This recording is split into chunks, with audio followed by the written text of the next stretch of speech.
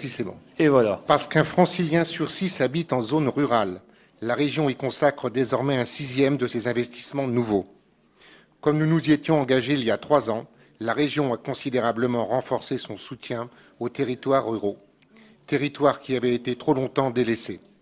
Nous le voyons désormais, les nouveaux dispositifs de cohésion territoriale revus par la région et dépoussiérés, comme le contrat d'aménagement régional ou le contrat rural, sont particulièrement plébiscités par les maires, afin de les aider dans leurs projets d'aménagement.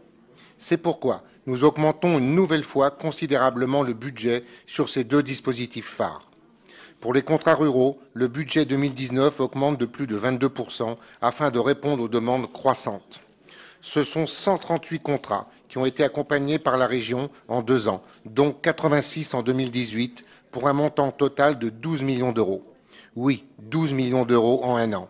C'est le double de ce qui était programmé sous l'ancienne majorité pour les contrats ruraux en 2014 ou en 2015.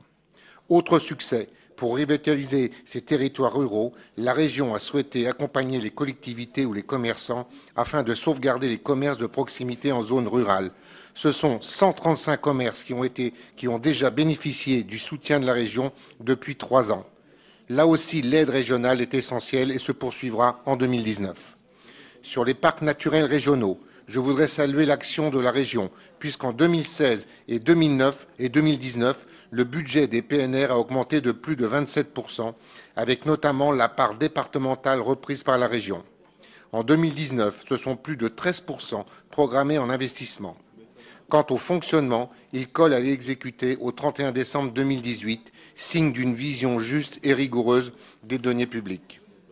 Les PNR sont essentiels pour l'animation de nos territoires. C'est pourquoi nous poursuivons la démarche engagée de création du PNR de la Brie et des Deux-Morins en Seine-et-Marne, particulièrement cher à Marie-Pierre Badré.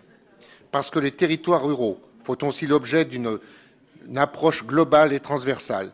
Nous accélérons notre action sur le volet des transports en commun dans les zones les moins desservies pour en améliorer l'accès. Nous avons fait le choix également d'encourager le transport à la demande pour en renforcer l'offre et de libérer des places gratuites dans les parkings relais pour les détenteurs de passes Navigo afin de préserver et rendre du pouvoir d'achat aux Franciliens. C'est aussi un message fort pour les Franciliens qui vivent en grande couronne et qui doivent bien souvent prendre leur véhicule pour se rendre à leur travail ou se rendre à la gare et qui font parfois près de 4 heures de transport aller-retour par jour. Enfin, pour désenclaver les territoires ruraux, la région accompagne le développement de la fibre et du très haut débit en parallèle du développement du coworking afin d'améliorer les conditions de vie des habitants en limitant au maximum les déplacements. Nous avions l'ambition de replacer les territoires ruraux au cœur de notre politique régionale.